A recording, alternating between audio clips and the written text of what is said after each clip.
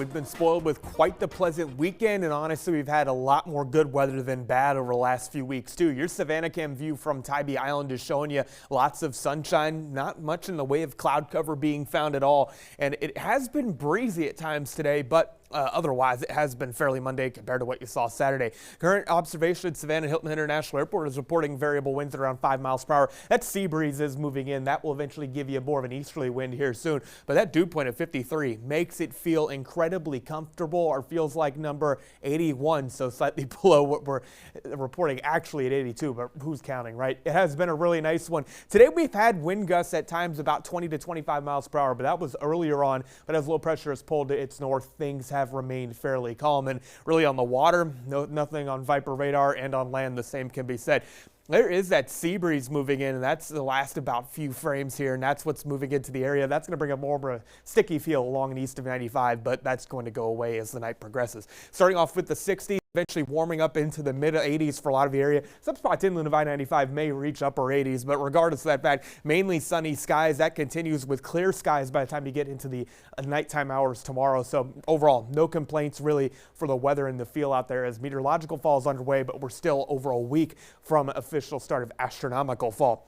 Low pressure areas of low pressure have been developing along a stalled frontal boundary in a general real unsettled pattern well to our east, and that is bringing rainfall for extreme eastern North Carolina, and eventually some semblance of a system will track into North Carolina, but high pressure helps keep us high and dry, and all that rainfall stays well away from our area, and things are going to actually be fairly nice. I won't rule out a spotty shower per se, but this model's been a bit more on the wetter side than what's actually occurred. But North Carolina gets the brunt of any type of activity. Do possibly start to see some moisture creeping in for all the storm track. That brings rain chances in as soon as Wednesday, but not thinking anything more than spotty showers. The heaviest rainfall is really going to be across the more interior portions of Georgia and even farther north in the Carolinas. But the coastal empire and low country are mainly dry a majority of the week, as overall just not a lot of rising air motion. That's all been offshore and off to our north. High pressure has been our dominant factor shaping the forecast, and even rain chances are going to be very spotty for you Tuesday. Wednesday through Friday, again, stray showers,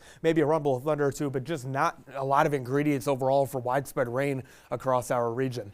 There is a tropical wave we've been tracking, currently centered well southwest of the Cabo Verde Islands. It is moving off to the west-northwest, and most guidance, including the Hurricane Center forecast, tries to develop something north of the Antilles, but notice the general northward trend is our friend, of course, and has a 70% chance of developing over the next about 7 days or so, and there is starting to become more organized convection along the center of this thing, but no real threat to the low country, the coastal empire low country at this time, thankfully. Again, another cool one, the low to mid 60s along the immediate coast. A lot of spots inland will be in around the 60-degree mark. Another warm one again for you on your Monday. Mid 80s along the coast. Again, I mentioned upper 80s possible inland, but going to be another lovely day. Winds about 10 to 15 miles per hour develop into the afternoon. The small craft advisory on our local waters has expired. Still 3 to 5 foot seas will be in play as winds back off, but the seas take a little bit longer to respond, but no real issues on the water, and it will be a nice beach day other than the rip current risk being in the moderate category. Another nice week on tap for the area with a fall-like feel. It does give way to a very sneaky late summer feel again with a little more humidity by the end of the week, but this definitely beats what we had earlier in the year, Kaylee and Colby. Yes, finally a 7-day without rain dominating the forecast. Yeah. I'm very happy to see that. And I'm happy to see you too back on the desk with us. Yeah, hello. we're back. We had a good day in Columbia yesterday for the college side. Now we're going to go more to the NFL side. We've got a dramatic finish in Game 2 for the Jacksonville Jaguars. We've got highlights next in sports.